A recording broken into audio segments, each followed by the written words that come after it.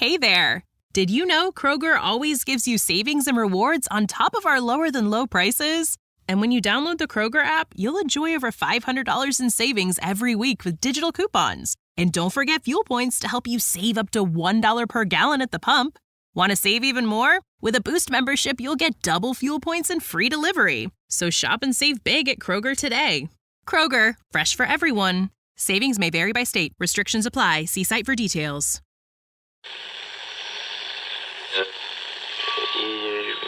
Empire.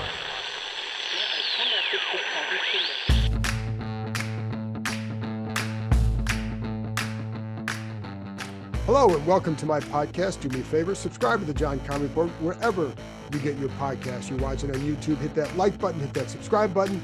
You can find us there as part of Empire Media. And when you go to Empire Media, you can become a member of the show. See the word join, click on that. There's going to be 3 different levels of membership. See which one you want to do and go from there. We greatly appreciate those who believe in us enough to want the extra content and support the show.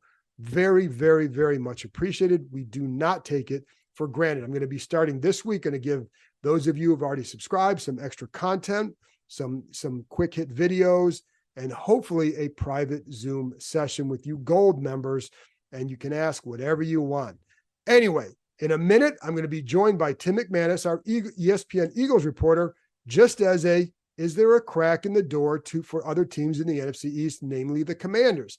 What kind of advancement can they make in the division? What's going on with the Eagles? And I wanted to bring them on because what's going on there impacts the rest of the division. And is the door open for a quick turnaround in Washington? So stay tuned for that. But first, a couple updates on the coaching search. As you know, Washington now can hire anybody it wants, with Detroit and Baltimore both out of the postseason. That means Ben Johnson's available. That means Mike McDonald's available. Washington is expected to have 5 interviews early this week. The expectation is that the interviews will be wrapped up by Tuesday night. That means a new coach should be named this week. It's hard to imagine them going beyond this week. I can't imagine the NFL wants them to extend it beyond this week into the week of the Super Bowl. This is the week to get it done. So it's very possible that we'll know somebody who will know the next coach of the Commanders, perhaps by midweek, certainly by later in the week, if the interviews indeed wrap up Tuesday night. Now, there's a chance, because it's an ambitious schedule, interviewing 5 people over 2 days, that it could spill into Wednesday.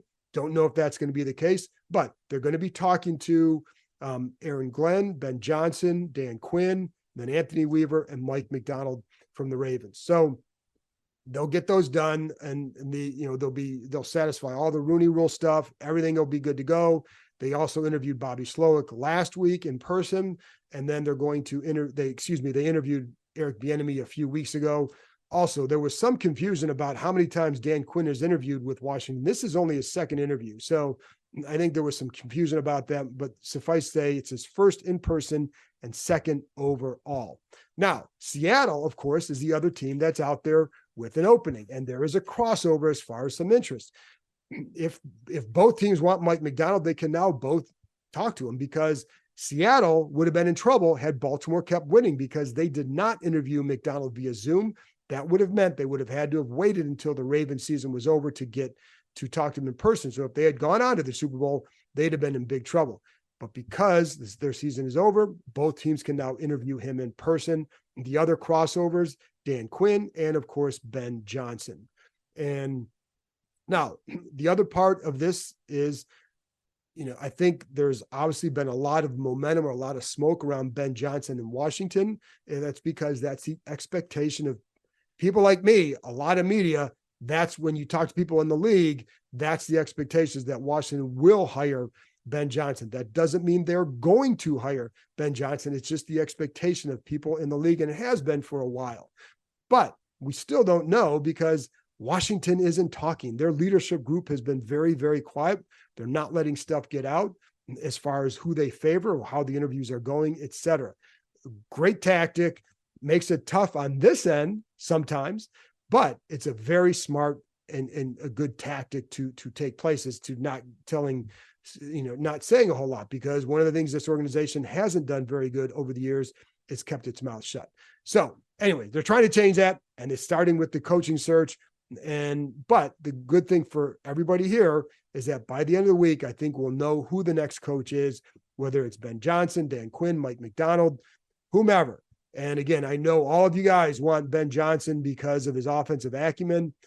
Just keep in mind, it's not going to come down necessarily to the interviews, because I think they already know a lot about these guys, but who do they believe and trust will be the best leader for the franchise? Because if you're just a good offensive mind, that's great, but you better combine it with leadership skills and then finding a quarterback, because that's always the key.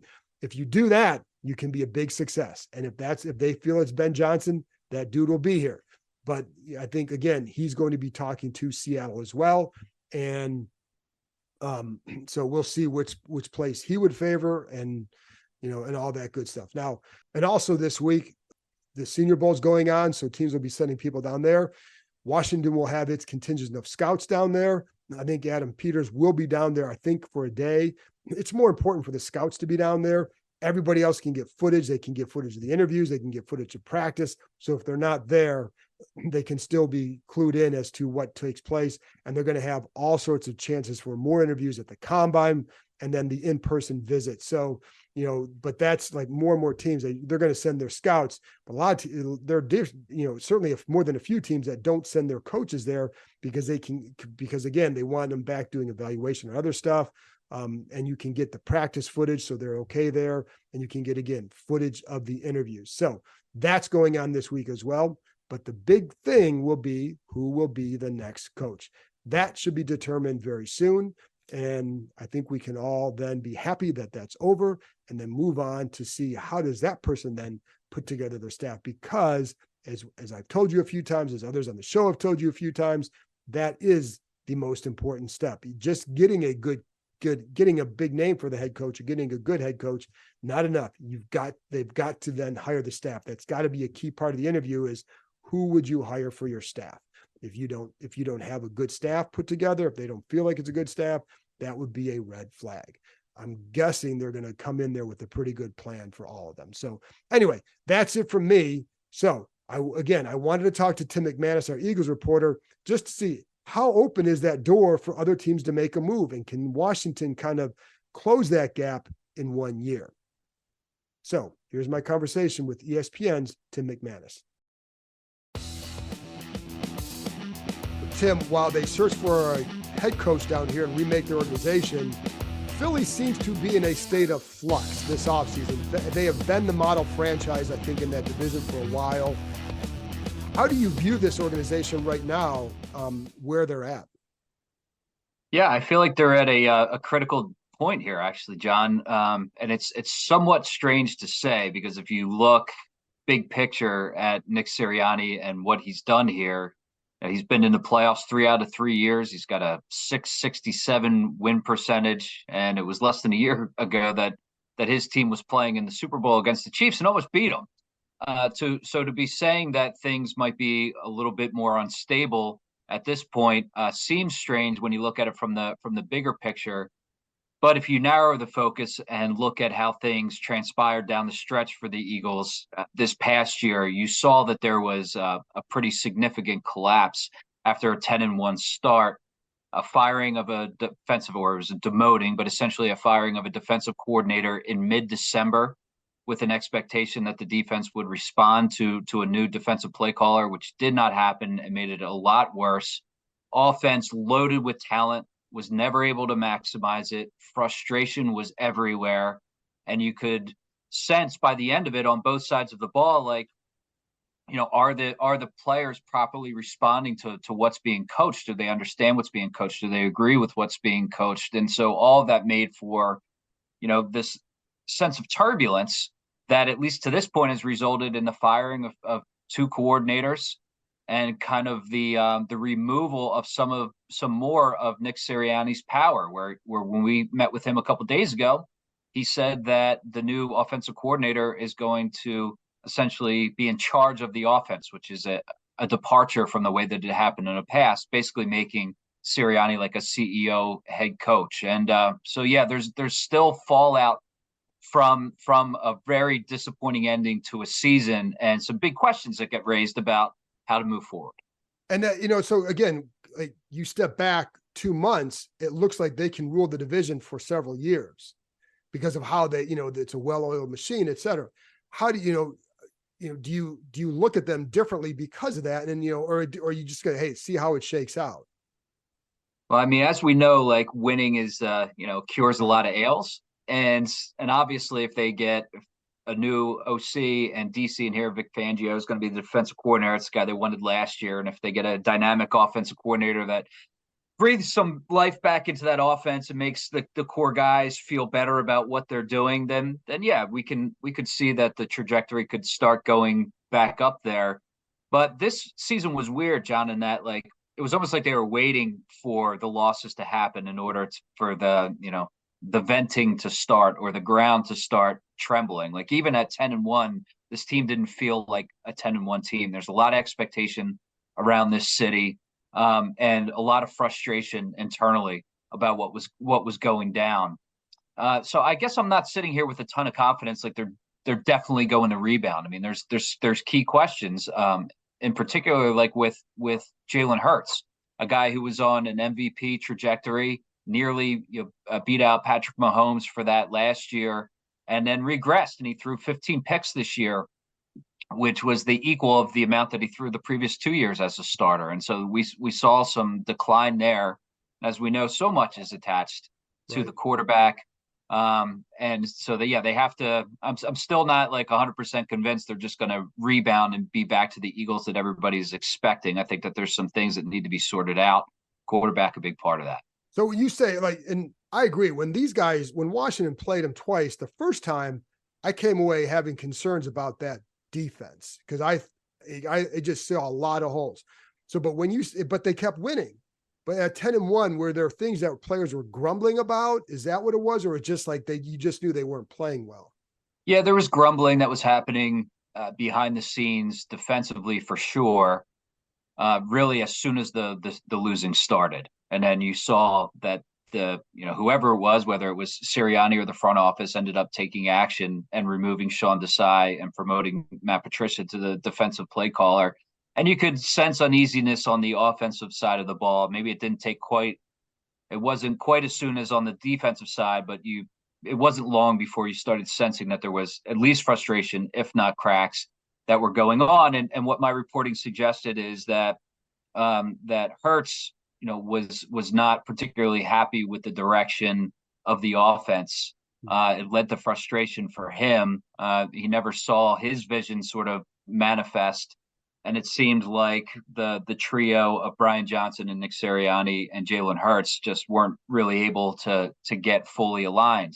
Now, an interesting wrinkle, because Brian Johnson was Jalen Hurts' guy. Like that's somebody that he's known since he was 4 years old, is very close with, and he's been fired. And so what's the ramification of that, if any, as it applies to your quarterback? Well, what else? In terms of Jalen? Because again, a year ago, like they got their guy for 5 years, whatever it is, right? Where are we at now with him? Is there, what are the questions about him now going forward? It's funny how, going back to like the winning curing all ails, like last year when he was stoic and just acting like himself, where he's very serious and he's very driven and it's like head down studying all the time. It's football. That was looked at as, look at this, 24-year-old, mature beyond his years quarterback, the leader of leaders. And then the losing started to happen. And then there were questions that start coming, and it's like, is his head down too much? And is he leading in the right way? And does he need to, wrap his arms around guys more? And those kind of questions, I guess, start trickling in. And he said, the same things that I was getting credit for last year, now people are trying to paint essentially as a detriment. And so we need to be careful not to go over the top here. I think that there definitely needs to be some growth when it comes to Hertz as a leader, and he needs to get back to that form that he had last year. But the right combination, I mean, this is why I think this offseason is so important, is because I do feel like it's a crossroads situation right now. Like for him to be, getting back on that right track, to be feeling good about the coaches he's surrounded by, to be feeling good about the organization that he's in. I think that it needs to be massaged. I think that he needs to he and the new offensive coordinator and Nick Sirianni, they all have to make sure that they're aligned so that, the product is what everybody's expecting.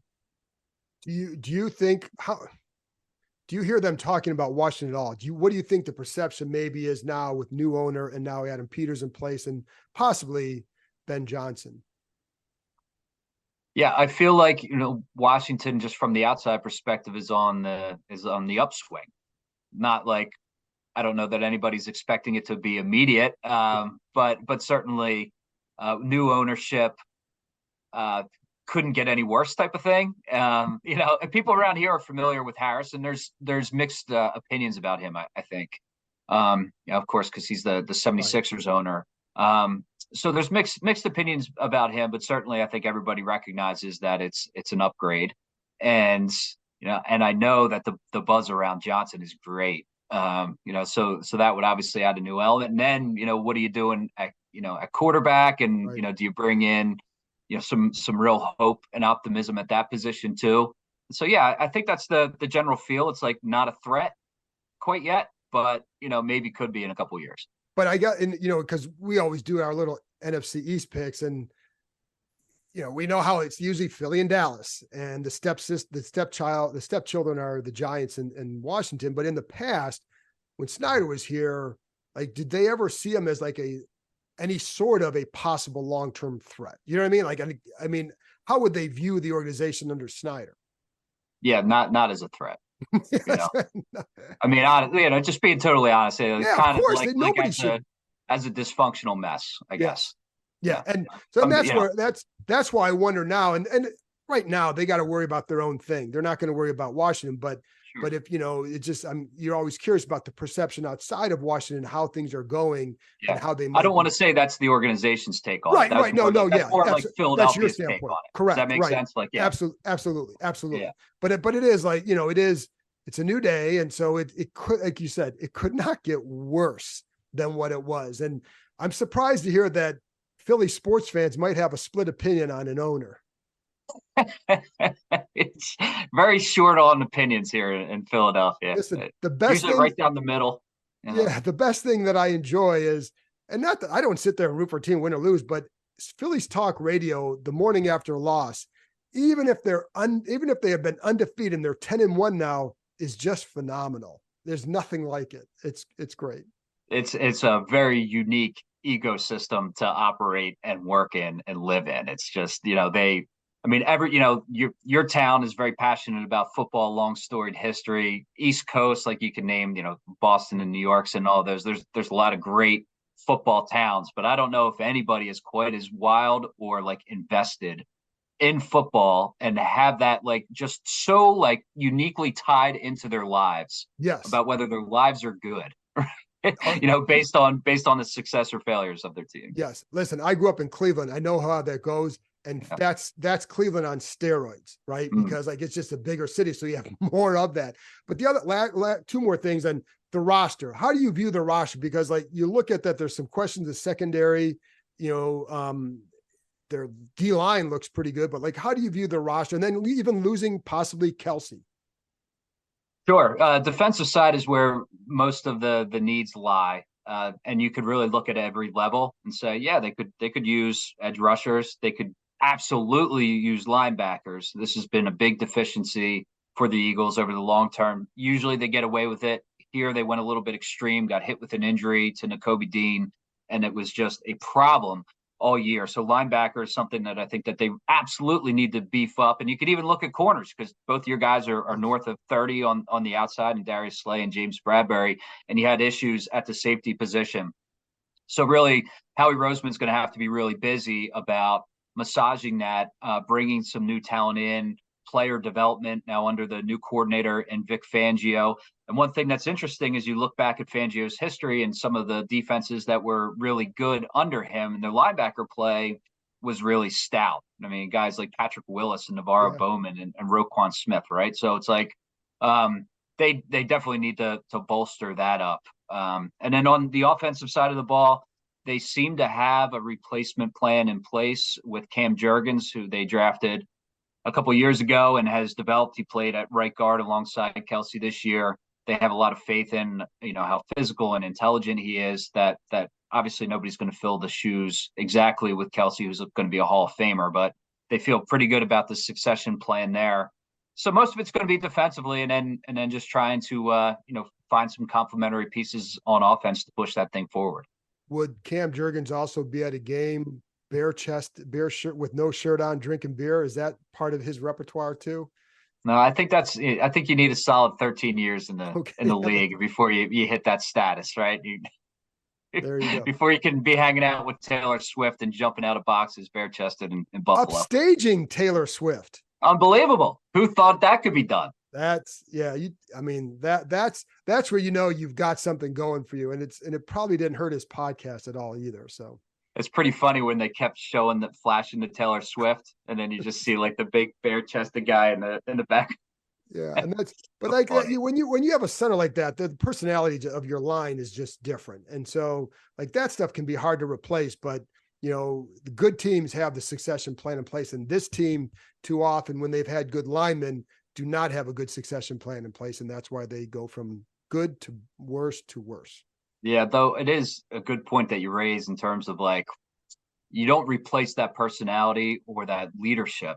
And so now like Kelce is probably going to be gone. He said he hasn't fully made up his mind, but he suggested to teammates, after that loss to the Bucs, that he was probably going to be moving on. And then when you're talking to young defensive linemen, like Jordan Davis basically told us that Fletcher Cox is, let it be known that he's not coming back. Fletcher Cox hasn't said anything, but big that loss. Was like Jordan Davis was like almost crying over the fact that he knew that Fletcher Cox was going out like that. So that's two of your top guys. Brandon Graham maybe comes back. He wants to. Do they pay him? But either way, he's on the tail end of his career. And so you're really losing, like, they called that the core four, those guys, and then Lane Johnson, that have just been stewards of this locker room for years and years and years. Almost never happens where you have a collective group like that together. And so all of a sudden it becomes kind of a youngish team with not fully clear answers on who replaces that leadership. And so that's an interesting dynamic to keep tabs on as well.